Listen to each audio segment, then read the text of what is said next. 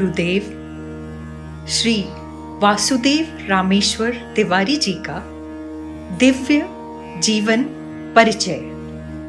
वाचक डॉक्टर रोशन खनीजो। आज हम आपको एक ऐसे जन्म सिद्ध योगी के जीवनी का संक्षिप्त परिचय कराने जा रहे हैं जिनका संपूर्ण जीवन दिव्यता से, सभ्यता से, शालीनता से, विशालता से, मर्यादा से तथा अतीन्द्रिय सामर्थ्य से अलंकृत था। जैसा कि हम सभी जानते हैं, हमारे ऋषि मुनियों ने तथा योगियों और संतों ने कहा है कि मनुष्य जन्म प्राप्त होना यह अत्यंत दुर्लभ है। कल्प कल्पांतर के बाद मनुष्य जन्म प्राप्त होना यह एक स्वर्ण अवसर है।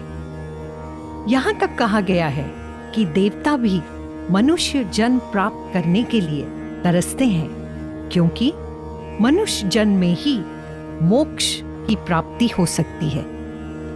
लेकिन हम लोग इस भौतिक जगत के चकाचौंध में ऐसे फंस गए हैं कि इससे बाहर निकलने का रास्ता चक्रव्यूह भेदन करके बाहर निकलने जैसा अत्यंत कठिन लगता है। ऐसी परिस्थिति में मनुष्य सच्ची शांति और समाधान प्राप्त करने के लिए रास्ता ढूंढता है। किसी साधु संत महात्मा के पास जाकर इसका हल निकालना चाहता है। कोई उन्हें विशिष्ट नाम का जाप करने के लिए, तो कोई उन्हें होम हवन जैसे कर्म कांड करने के लिए कहता है। वह दुखी और दीन मनुष्य यह सब करने के लिए राजी हो जाता है, लेकिन उसको शांति और समाधान प्राप्त नहीं होता। यह कहना अनुचित नहीं होगा कि भारत में वर्तमान परिस्थिति में पुरोहितों, धर्म पुरुषों, अवतारों, चमत्कारिक बाबाओं आदि का अभाव नहीं रहा है, किंतु सच्चे निष्कपट निर्लोभी संत, सिद्ध योगी और संत गुरुओं का मिलना अत्यंत कठिन है, जो सामान्य गृहस्थ की कठिनाइयों तथा समस्याओं से भली भांति परिचित हों। ऐसे ही सच्चे संत और गुरु हैं श्री वासुदेव रामेश्वर तिवारी जी। न तो वे किसी संप्रदाय या पंथ के पालक हैं और न ही स्वयं किसी संप्रदाय को स्थापित करना चाहते हैं। उनकी रुचि केवल इसी में है कि सभी जाति धर्म जैसे कि हिंदू, मुसलमान, ईसाई, जैन, सिख, बौद्ध आदि के स्त्री पुरुष अपने दैनिक जीवन में अध्यात्म को अधिक गंभीरता से ले। उनके अनुसार सभी धर्मों में महान सत्य या एक शाश्वत सत्य को विभिन्न रूपों में व्यक्त किया गया है। कोई भी व्यक्ति इस सर्वोच्च सत्य का अनुभव तथा सत्यापन कर सकता है यदि किसी गुरु का मार्गदर्शन तथा सहायता प्राप्त हो जाए, तो ऐसी आध्यात्मिक खोज सरल हो जाती है। हमारे श्री तिवारी गुरुजी के अनुसार गृहस्थ ही समाज का अवलंब है। वे कहते हैं, आध्यात्म योग का यह विषय हृदय अथवा अंतकरण से संबंधित है, अथवा साधक के वस्त्र और आश्रम का इससे कोई संबंध नहीं है। क्या विश्वास है कि मात्र केसरिया वस्त्र धारण करने से मनोविकारों से मुक्ति मिल जाएगी? दूसरी ओर मैं तो कहूंगा कि योग का अध्ययन प्रत्येक गृहस्थ का अनिवार्य कर्तव्य है। योग के बिना गृहस्थ आश्रम के कर्तव्य अधूरे हैं। गृहस्थ आश्रम सभी आश्रमों में उत्तम है। यह समाज का आधार है। वास्तविक अर्थ में तो यह मनुष्य का परीक्षा स्थल है। इस आश्रम में रहकर सभी निर्धारित कर्तव्यों का पालन करते हुए आत्मबोध के पथ पर अग्रसर होना ही समय की मांग है।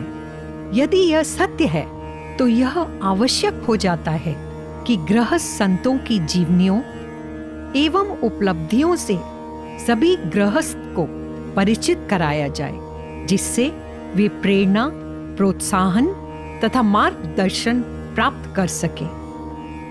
परम पूज्य श्री गुरुजी वासुदेव रामेश्वर तिवारी जी का जन्म 23 जुलाई 1908 को जॉर्ज टाउन के ब्रिटिश गियाना में सत्य की अमिट प्यास लिए हुआ था। दिव्य बालक वासुदेव को 3 वर्ष की आयु में देव पूजा मंत्र, हवन मंत्र, सत्यनारायण कथा, चाणक्य नीति के श्लोकों का कंठस्थ होना, 5 वर्ष की आयु में दिव्य आत्माओं के दर्शन होना उनकी दिव्यता का प्रतीक है। 9 वर्ष की सुकुमार अवस्था में एक अद्भुत घटना घटी। विदेश में इनके कॉलोनी में 7 दिन का भागवत पाठ रखा गया था, लेकिन भागवत सप्ताह करने वाले पंडित जयमंगल दुबे जी कुछ कारण से 2 दिन के बाद सप्ताह जारी रखने में असमर्थ हुए। उस समय बालक वासुदेव को सभी ने आग्रह किया कि आप पाठ जारी रखिए। वासुदेव ने बराबर 7वें दिन भागवत का पठन समाप्त किया। इस प्रसंग से उनकी विलक्षण प्रतिभा और दिव्यता का परिचय होता है। 9वें साल में ही वासुदेव ने रात्रि के समय भाव समाधि में 2 रात्रि महाप्रलय देखा और तीसरे दिन महासागर में पीपल के पत्र पर भगवान श्री कृष्ण अत्यंत सुंदर मनमोहक बालक रूप में लेटे हुए थे और अपने दाहिने पैर का अंगूठा चूस रहे थे। ऐसा दिव्य दर्शन देखा। 9वें वर्ष में ही बालक वासुदेव की कुंडलिनी शक्ति जागृत हुई। तब से यह बालक भावमुखी रहने लगा। यह अनुभव उनके पूर्व जन्म की दिव्यता को प्रदर्शित करता है। महाकाव्यों में वर्णित संतों की पवित्र भूमि भारत की यात्रा की उत्कट पिपासा उनके हृदय में बस चुकी थी। उन्होंने अध्यात्म की गहराइयों से आकर्षित होकर आत्म साक्षात्कार तथा सत्य की खोज के लिए अपने पिताजी को भारत की पवित्र भूमि पर ले जाने को विवश कर दिया। 11 वर्ष की आयु में वे अपने पिता के साथ भारतवर्ष आए, क्योंकि इतनी कम आयु में भी उन्हें भारत ले जाने की सलाह दी गई थी, ताकि बालक वासुदेव को उचित सहायता व मार्गदर्शन प्राप्त हो सके। भारत में प्रवेश होते ही कलकत्ता में महाकाली ने साक्षात दर्शन देकर इस महायोगी का स्वागत किया था। प्रयाग के संगम में स्नान के उपरांत गुरुजी को न तो पवित्रता का अनुभव हुआ और न ही आनंद का। गुरुजी का बचपन अत्यंत कठिन था, जिसमें खेतों में काम करना तथा पशुओं की रखवाली करना शामिल था। इंद्रसा नाम के कन्या से उनका विवाह हुआ, परंतु उसके तुरंत बाद गुरुजी ने ईश्वर की खोज के लिए घर त्याग दिया। छत्तीसगढ़ में पेंड्रा रोड, पसान दानापुर महाराष्ट्र, भुसावल, भरूच, सूरत, आनंद, गोधरा, गाठियाबाद आदि क्षेत्रों का भ्रमण परम गुरुजी ने किया। औरंगाबाद में स्वयं दुर्गा देवी ने उन्हें दर्शन दिए और आशीर्वाद दिया कि अब से तुम कभी भोजन के अभाव से पीड़ित नहीं होगे। तुम्हारी आवश्यकता बिना याचना के ही पूर्ण होंगी। औरंगाबाद में ही उन्हें एक दिव्य पुरुष पेश इमाम के दर्शन हुए, जिन्होंने उन्हें आध्यात्मिक मार्गदर्शन किया, और औरंगाबाद में ही पुनः उन्हें दिव्य भगवती ने दर्शन दिए। उन्हें पैठन में संत एकनाथ महाराज के भी दर्शन हुए। इसके उपरांत वे अयोध्या पहुंचे तथा उन्होंने गहन साधना की। उन्हें स्वामी श्री राम प्रपन्नाचार्य अपना उत्तराधिकारी बनाना चाहते थे, परंतु गुरुजी ने स्वीकृति नहीं दी। अकोला पहुंचकर डॉक्टर भारती के साथ होम्योपैथिक चिकित्सक के रूप में कार्य करने लगे। गुरुजी ने वृंदावन की भी यात्रा की। यहाँ उन्हें राधा जी के साक्षात दर्शन हुए। तेल्हारा में गुरुजी ने शास्त्रीय संगीत और ज्योतिष शिक्षा का भी अध्ययन किया, जिससे लोग उनसे लाभान्वित हुए। वर्ष 1960 में गुरुजी ने तेल्हारा छोड़कर दुर्ग आने का निश्चय किया, जहां उन्होंने संगीत शिक्षक के रूप में कार्य आरंभ किया। गुरुजी ने स्वयं का संगीत विद्यालय प्रारंभ किया। इस बीच वे योग के विभिन्न मार्गों में निरंतर प्रयोग कर उन पर अधिकार प्राप्त कर रहे थे और साथ ही आध्यात्मिक जिज्ञासुओं का मार्गदर्शन भी करते थे। वे सदैव परम आनंद डूबे रहते थे। जिस प्रकार कमल जल में रहकर भी जल से अछूता रहता है, उसी प्रकार गुरुजी भी सांसारिक प्रपंचों से घिरे होकर भी उनसे अलिप्त थे। उन्हें कई प्रकार से समाधि की दिव्य अवस्था प्राप्त हुई, जो कई बार 3 दिन तक बनी रही। अब गुरुजी के बच्चे बड़े होकर स्वयं की व्यवस्थाओं में लग चुके थे, इसलिए गुरुजी ने घर छोड़कर विभिन्न स्थानों का भ्रमण प्रारंभ किया। बिलासपुर भ्रमण के दौरान साधना करते करते कई बार उन्हें परम आनंद की प्राप्ति हुई तथा वे 7 दिन तक समाधि में रहे।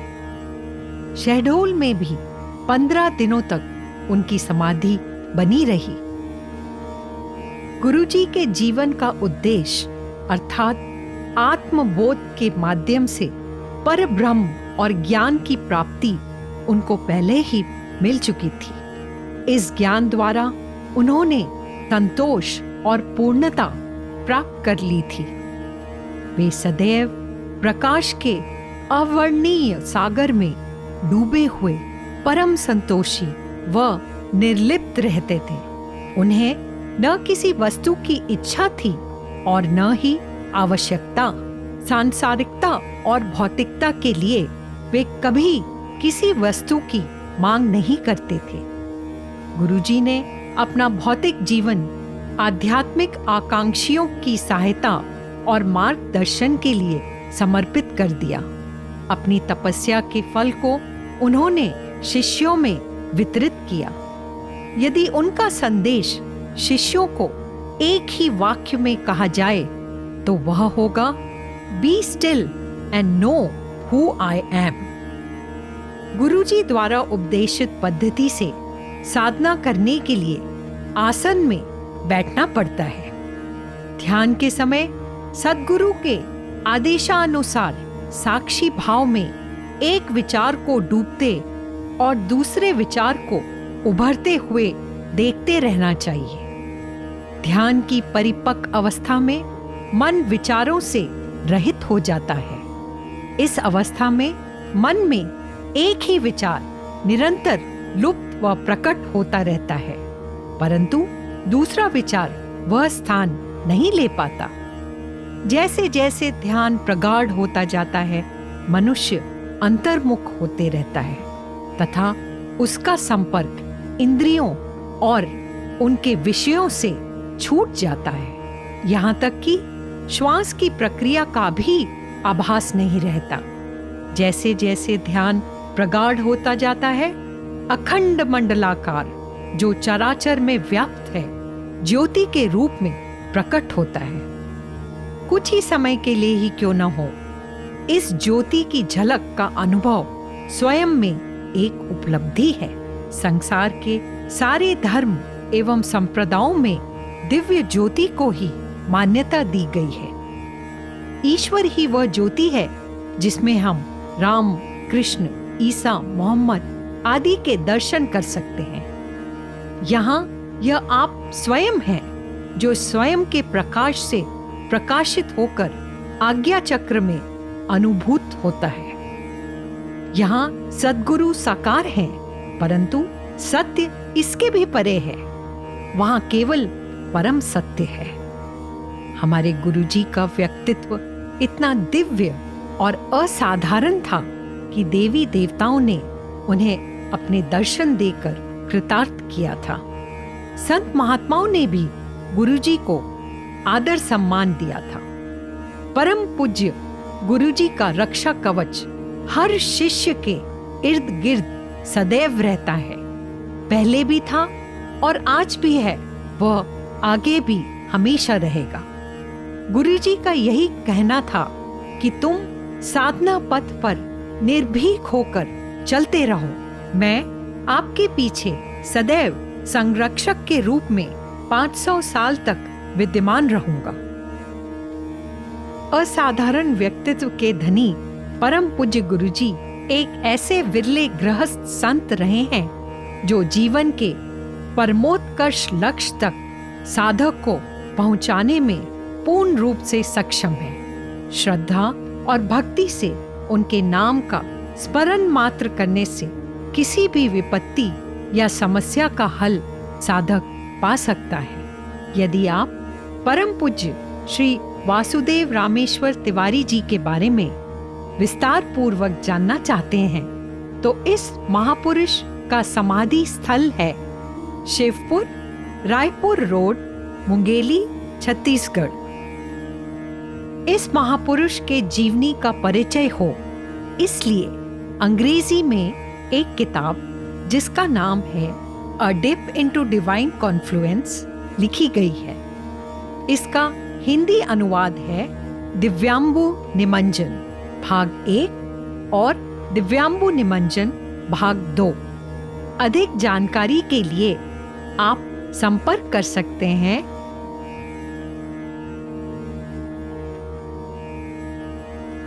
अगर आप हमारे गुरुजी का संपूर्ण पता जानना चाहते हैं तो वह है ओम श्री वासुदेव गुरु परिवार, आत्मोत्थान न्यास, शिवपुर, रायपुर रोड, जिला मुंगेली, छत्तीसगढ़। ओम जय जय जय गुरुजी, जय गुरुदेव दयानिधि कृपा सिंधु जय हो, जय जय करुणा सागर, जय जय करुणा सागर वासुदेव जय हो।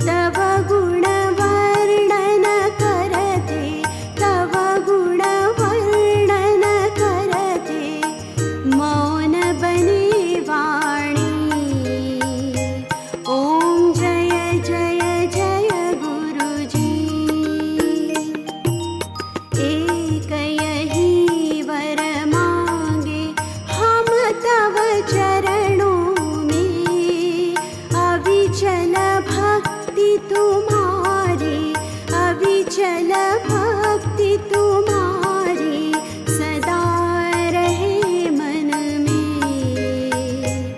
ओम जय जय जय गुरु जी, जय